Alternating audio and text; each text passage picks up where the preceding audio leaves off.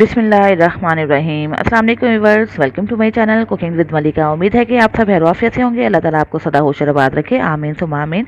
तो व्यूअर्स, आज हम जो रेसिपी आपके साथ शेयर करने जा रहे हैं, हो सकता है कि ये रेसिपी आपने पहले ट्राई ना की हो।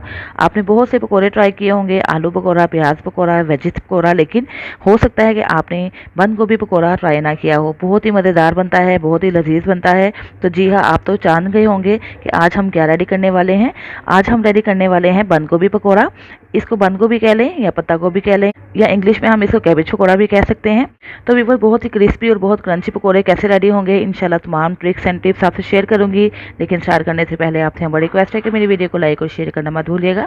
और अगर आप चैनल पर नए हैं तो चैनल सब्सक्राइब करें, बेल आइकन प्रेस करें, ताकि आपको मेरी नई नई वीडियो की नोटिफिकेशन मिल सके जो फ्री ऑफ कॉस्ट है। तो आइए व्यूअर्स, देखते हैं कि हमें कैबेज पकौड़ा बनाने के लिए किन किन चीज़ों की जरूरत पड़ेगी। तो ये देखिए व्यूअर्स, एक कैबेज ले ली है, हाफ मैंने कट कर ली है, हाफ आपके सामने इंशाल्लाह कट करूंगी, ताकि आपको अंदाजा हो जाए कि हमें किस तरह इस तरह के बारीक बारीक और लंबे लंबे लच्छेदार पीसेस काटने हैं। इसी तरह एक मीडियम साइज़ का अनियन ले लिया है और इसको भी मैंने हाफ कट कर लिया है। इसको भी लच्छे की सूरत में और बारीक बारीक कट किया है। इसको कैसे कट करना है इंशाल्लाह मैं आपसे ज़रूर शेयर करूंगी। साथ ही मैंने ले लिया है 1/4 टीस्पून कॉर्नफ्लोर, कॉर्नस्टार्च भी इसको कह सकते हैं। इसी तरह व्यूअर्स, 1 कप मैंने ले लिया है बेसन की। व्यूअर्स, हाफ पीस मैंने ले लिया है कैबेज का, और इसके अंदर से जो ये हार्ड पीस होता है इसको सेपरेट कर लेंगे। बिस्मिल्लाह।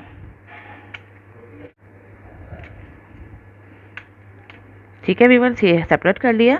अब इसको हम ऐसे इस तरह रखेंगे और इसको बारीक बारीक कट करेंगे। बिल्कुल बारीक बारीक आपने कट करने हैं और इसको लच्छे की सूरत में ही हमने कट करना है। तो ये देखिए व्यूअर्स, इस तरह के बारीक बारीक हमें पीसेस चाहिए। अगर आपको लगेंगे कुछ मोटे पीसेस हैं तो आप इसको हाथों की मदद से भी कट कर सकते हैं। व्यूअर्स, इस तरह हमने इसको काट लिया है। अब हम इसको रख देते हैं प्लेट के अंदर। तो चलिए व्यूअर्स, अब हम अनियन को स्लाइस में कट कर लेते हैं। बिल्कुल बारीक बारीक से इसको भी कट करेंगे।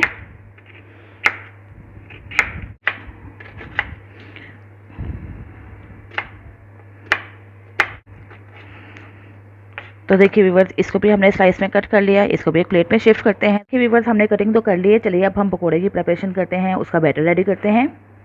एक बाउल लेते हैं, बाउल के अंदर हम कैबेज फिर शिफ्ट कर देते हैं।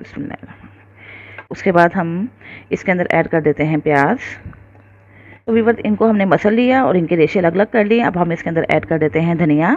थोड़ा सा धनिया मैंने कट कर लिया, इसको धो लिया था और साथ ही इसका वाटर भी ड्राई कर लिया है। अब इसके अंदर शिफ्ट कर देते हैं। तो व्यूअर्स, यहाँ पे दो हरी मिर्चें हैं जिसको मैंने बारीक बारीक कट कर लिया है, इसके अंदर ऐड कर देते हैं। धनिया और हरी मिर्ची ऐड करने से बहुत अच्छी खुशबू भी रिलीज होगी पकौड़े के अंदर और बहुत अच्छा फ्लेवर भी आएगा। बस स्पाइसेस आप अपने टेस्ट के अकॉर्डिंग कम या ज़्यादा भी कर सकते हैं। यहाँ पे मैंने ले ली है सूरज मिर्च 3/4 टीस्पून, इसके अंदर शिफ्ट कर देते हैं। हाफ टी स्पून मैंने ले लिया है रेड चिली फ्लेक्स, इसके अंदर शामिल करते हैं। 3/4 टीस्पून मैंने ले लिया है सॉल्ट, इसके अंदर ऐड कर देते हैं। हाफ टी स्पून हल्दी शामिल कर दें। तो व्यूअर्स, यहाँ पे मैंने 1 टीस्पून ले लिया है ज़ीरा, इसको हमने हाथों की मदद से क्रश करके इसके अंदर शिफ्ट कर देना है। मसलने का फ़ायदा ये होगा कि ये बहुत अच्छी सी खुशबू रिलीज़ होगी। और इनको मैंने रोस्ट भी कर रखा है, ये देखें थोड़ा सा दरदरा भी हो गया है। बस इसी तरह हम इसके अंदर शामिल कर देते हैं। तो जिस तरह व्यूअर्स हमने ज़ीरा को मसल के डाला, इसी तरह हम सूखा धनिया भी मसल के डालेंगे। ये भी मैंने ले लिया है तकरीबन 1 टीस्पून। तो ये देखिए व्यूअर्स, इस तरह ये दरदरा सा हो जाएगा।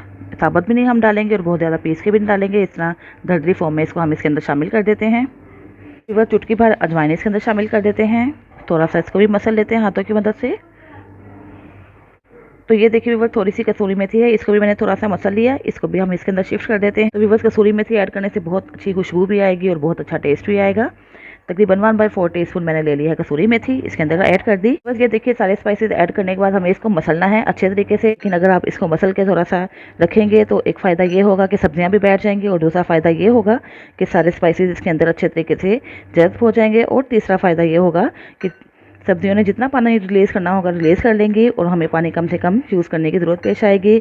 और चौथा फ़ायदा ये होगा कि पकौड़े बहुत अच्छे तैयार होंगे अगर हम इसको सब्जियों के पानी के अंदर ही रेडी करेंगे। तो व्यूअर्स, अगर आपके पास कॉर्नफ्लोर नहीं है तो इसकी जगह पे आप चावलों का आटा भी ले सकते हैं। ये पकौड़ों को क्रिस्पी करने में काम देगा। इसको हम इसके अंदर शामिल कर देते हैं।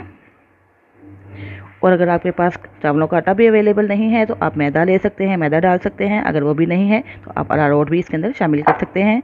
ये जस्ट पकौड़ों को क्रिस्पी और क्रंची बनाने के लिए काम देता है। इसको मिक्स कर लेते हैं। और व्यूअर्स, आप नोट भी कर रहे होंगे कि इसके अंदर हमने पानी ऐड बिल्कुल भी नहीं किया, इसी के पानी के अंदर हम इसको मिक्स कर रहे हैं। तो ये देखिए बस कॉर्नफ्लोर तो इसके अंदर मिक्स हो चुका है। अब हम इसके अंदर ऐड करने वाले हैं बेसन, लेकिन उससे पहले बेसन को छान लेते हैं। बस बेसन छानने के दो फायदे हैं। ये देखिए आप देख रहे हैं कि इसके अंदर जो एक्स्ट्रा लम्स है वो सेपरेट हो जाएंगे। दूसरा ये कि बेसन के अंदर एरिएशन आ जाती है, जिसकी वजह से पकौड़े बहुत फ्लफी और बहुत ज़्यादा क्रिस्पी रेडी होते हैं।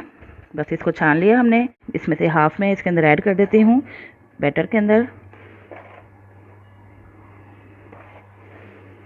तो व्यूअर्स हाफ मैंने रख लिया है। ये कहाँ पे आके कब ऐड करना है इंशाल्लाह मैं आपको ज़रूर गाइड करूँगी। इसको मिक्स कर लेते हैं।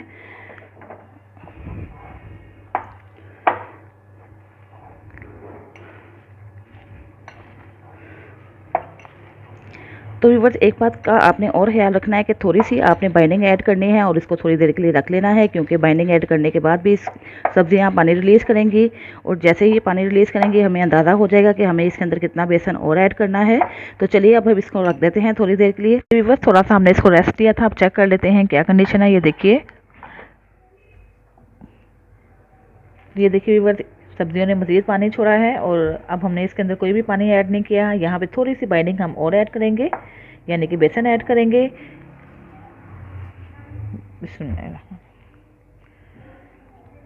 अब ये देखिए 1 कप में से थोड़ा सा रह गया, तकरीबन 2 से 3 टेबलस्पून, और बाकी हमने इसके अंदर शामिल कर दिया। इसको थोड़ा सा मिक्स कर लेते हैं।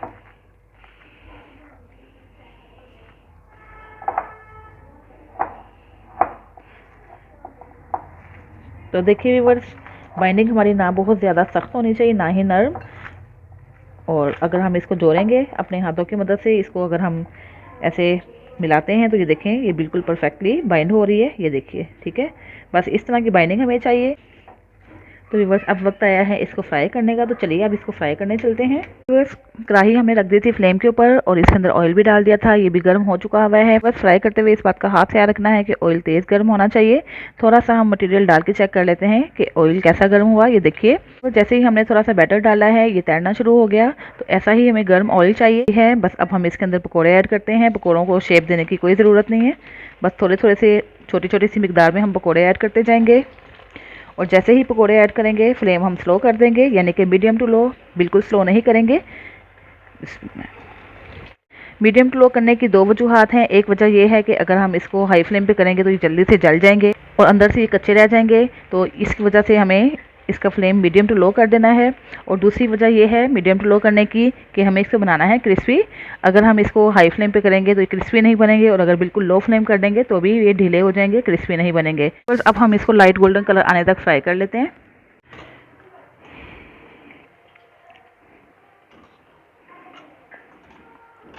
तो ये देखिए व्यूअर्स पकोड़े तो हो चुके हैं रेडी। ये देखिए कितने मज़ेदार से लग रहे हैं और कितने क्रिस्पी भी। ये कितनी क्रिस्पी सी साउंड भी आ रही है इसकी। इसका मतलब है कि बहुत अच्छे तरीके से ये फ्राइड हो चुके हैं। और बस इतना ही हमें प्यारा सा कलर चाहिए था। तो चलिए व्यूअर्स अब इसी तरह हम दूसरा बैच भी रेडी कर लेते हैं। लेकिन दूसरा बैच ऐड करने से पहले आपको ख्याल करना होगा कि ऑयल तेज़ गर्म ही होना चाहिए। थोड़ा सा आप हीट को चेक कर लें। अगर आपको थोड़ी सी कम लगे तो आप थोड़ा सा इसको गर्म होने का वेट कर लें, उसके बाद आप अगला बैच ऐड करें।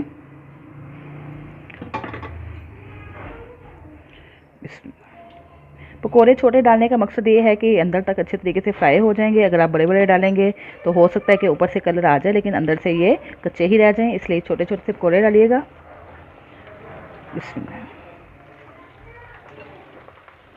देखिए व्यूअर्स दूसरा बैच भी हो चुका है रेडी। इसको भी हमने इसी तरह रोटेट करते हुए फ्राई कर लिया है। ये देखिए कितने अच्छा से फ्राई हो गया। बस इतना ही गोल्डन कलर हमें चाहिए था, इससे ज़्यादा हम इसको फ्राई नहीं करेंगे। तो चलिए अब हम इसको भी निकाल लेते हैं। माशाल्लाह से कितने प्यारे से लग रहे हैं, कितने कमाल के। तो लीजिए व्यूअर्स हाजिर है मज़ेदार से कैबेज पकोड़ा, यानी कि बंद गोभी से बनाने वाले जो पकोड़े हैं बहुत मज़ेदार से रेडी हुए हैं। मैंने टेस्ट किए हैं, मुझे तो बहुत ही कमाल के लगे हैं। आपने भी इस रेसिपी को ज़रूर ट्राई करना है, मुझे फीडबैक भी देना है कि आपको मेरी रेसिपी कैसी लगी। तो व्यूअर्स इसको शाम की चाय के साथ एज आ स्नैक्स आप यूज़ कर सकते हैं, बच्चों को लंच बॉक्स में दे सकते हैं। इसको केचप के साथ सर्व करें, रायता के साथ या दही के साथ, जिस तरह भी आप खाएंगे इंशाल्लाह आपको हर लिहाज से बहुत ही मज़ा आएगा। तो व्यूअर्स जल्दी से जाइए मज़ेदार से पकोड़े बनाइए और खूब इंजॉय कीजिए। इसके साथ ही इजाज़त चाहती हूँ, फिर हाजिर होंगी एक नई रेसिपी के साथ। अपना बहुत सा ख्याल रखिएगा, मुझे भी दुआओं में याद रखिएगा। अल्लाह हाफिज़।